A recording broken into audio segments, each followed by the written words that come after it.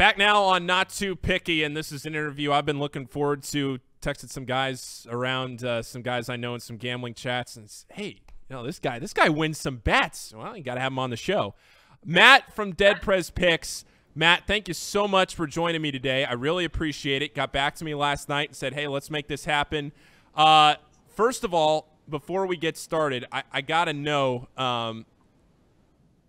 the Twitter name. I love it. I love everything about the branding of it.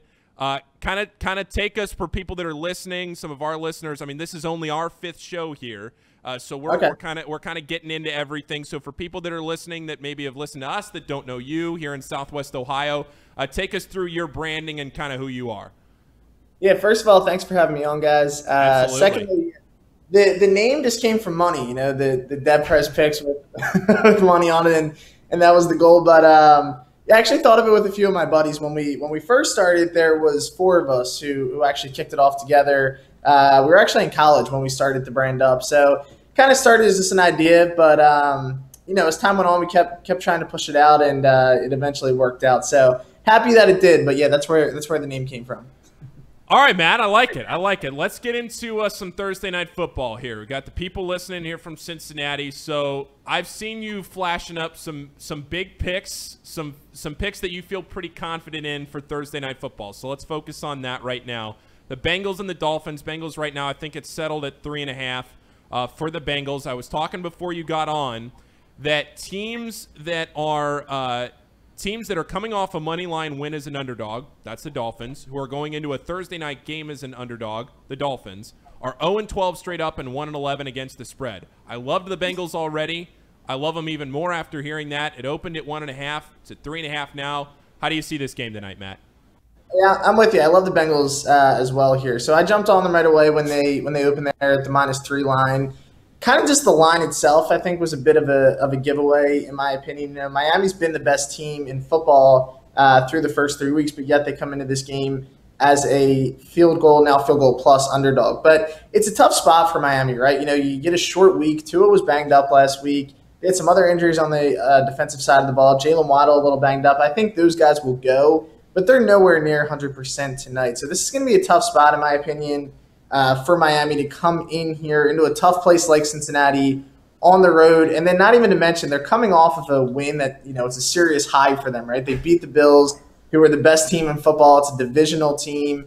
I expect some kind of regression here tonight. So I'm all over the Bengals, with you guys there. I think this is a really good spot for Cincinnati, who is a lot better than they have played in the first 3 weeks. So I think this is going to be a Bengals spot. I like the -3. I took some alt lines as well. I took them all the way up to -13.5.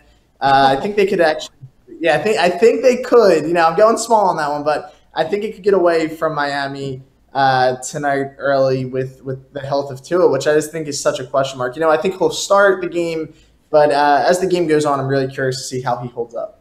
Yeah, it's funny you say that because all the big news around here in Cincinnati yesterday was that the Dolphins were practicing at Nippert Stadium, and there was all that footage that got out about the Dolphins. Oh, my gosh, Tua's practicing. Is he going to play? What does this mean? Do I start him in fantasy? And we're all sitting around here, people that know Cincinnati, and you're saying Nippert Stadium is the most publicly accessible stadium in the entire city. They could have gone to a high school. They could have gone to all these places that would have easily been able to be closed off.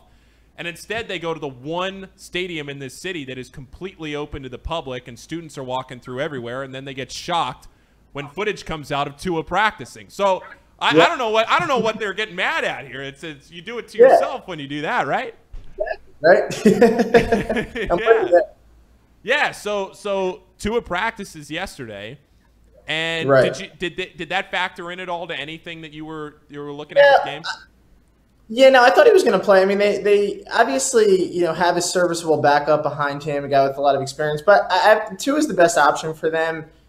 I don't want to say I want him to play, but where the line is, with him playing makes me feel more confident, if that makes sense. Like, if the line stayed where, at 3.5 and Tua wasn't playing, then I would have been a little worried and being like, all right, this is Miami play. But, with the books knowing Tua is in and they're still a 3.5-point dog, that makes me feel more confident about my original read on Cincinnati. I just don't think he'll be near 100%. So I just don't expect him to be as productive as he's been in the first few weeks. You got any props for us tonight, Matt? Is I there do. anything you're? Oh, I love it. All right, I'll leave the floor to you.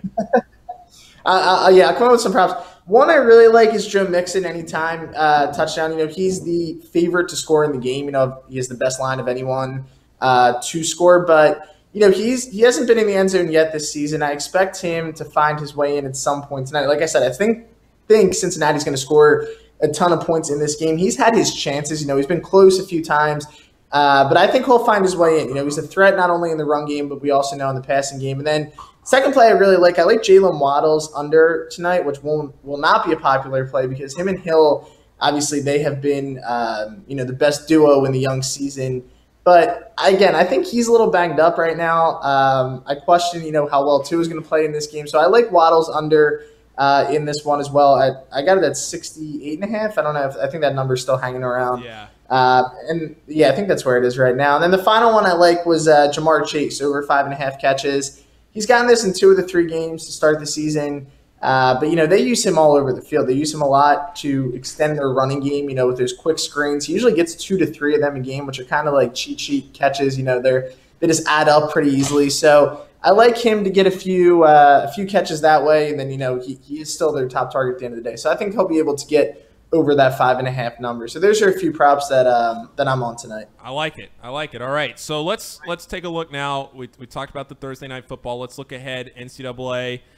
We got a lot of college action this weekend. Not a ton of great games, but some kind of weird games this weekend. And I have 3 that I'm going to talk about in the third segment of my show. But one that I love, Matt, and I think I love it a little too much, and I probably do love it a little too much, is Kentucky at Ole Miss. The weird line. It's so weird. Am I missing something? A touchdown underdog? I know Mark Stoops is 0-12 on the road against SEC West. I know that. But am I missing something here?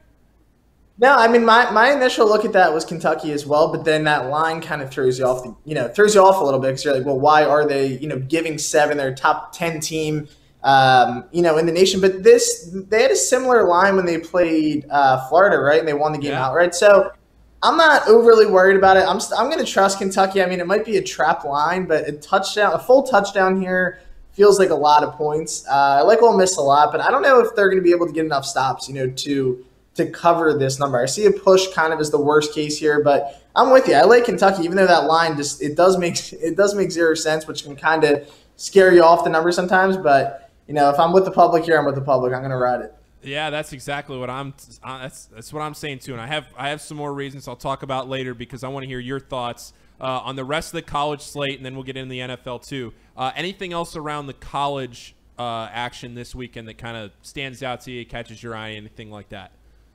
Yeah. Well, for I think tomorrow, I like Houston. I like Houston at home to recover. I think they're better than their record shows as well. They lost kind of a heartbreaker against Texas Tech in overtime early in the year. I don't know how Clayton Tune's still on their team. I feel like he's been in college for 20 years, but I think he's I trust that he'll be able to get them a home win here tomorrow night. So I like Houston there to kick off the week. I like Boston College a lot. They've been brutal so far this season, but they're spotting 15.5 at home against Louisville. I just think that's a ton of points here for a Louisville team who defensively, I don't know if they're sharp enough to cover a number that high.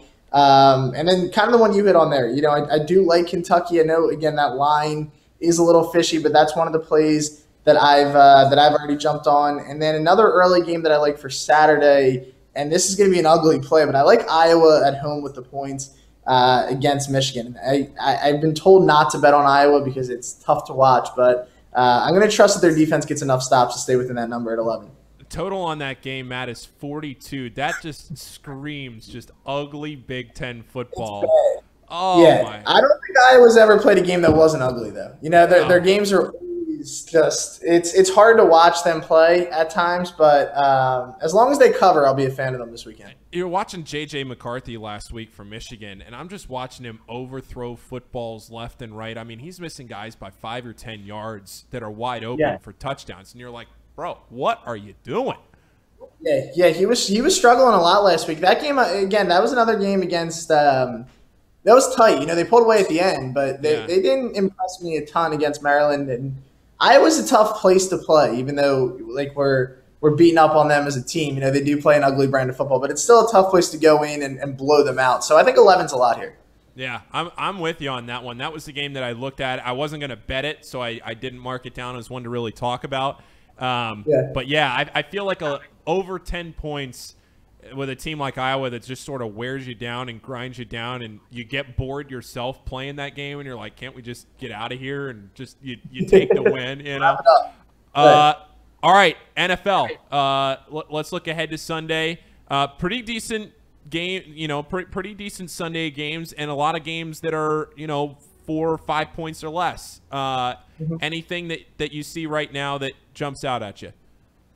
Yeah, so just one that jumped out at me right away. I like Indianapolis as a field goal favorite at home. I think it's up to 3.5 some places, but they're another team. The first couple of weeks of the season, you know, that game against Houston, where they just did not look good. Their first couple of weeks, they did not look like the team. I'm very high on the Colts. You know, I actually took them to win the AFC preseason, which I still don't feel great about after watching their first 3 weeks. But they were able to recover last week, beat Kansas City, which I think could be a season-changing kind of win. Kind of gets them right back in the swing of things. The AFC South it's a bad division. You know, the Jags, Texans, we know the Titans here.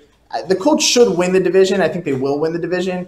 But I like them here at home. Yeah, I think a field goal, you know, is not too many points here for them to cover. So I like the field goal spread here with Indianapolis. Just looking through it and a couple other games that I like. I like Las Vegas. You know, they're what are they, 0-3 on the year, the only 0-3 team. Yeah. But it looks like it's going to be a Las Vegas play here at home. I think they do bounce back and get that one. And then the final game, I think Buffalo bounces back. I don't like them to lose back-to-back weeks, even though I'm high on the Ravens. I think they'll get it done at that -3 spread. Yeah, it's funny you say that about Las Vegas. Had Brandon Anderson on from the Action Network on the other day on Monday's show, and he was talking about Las Vegas, and you're saying to yourself, okay, they're 0-3 right now, but they're probably one of the better 0-3 teams. Oh, yeah. And you just haven't got – easily be like 2-1. Yeah, they've had a couple tough losses. Yeah. Exactly. Yeah, I mean, it pretty much – every game they've had this year kind of has come down to that final. The Arizona game was bad. You know, they had zero reason to lose that.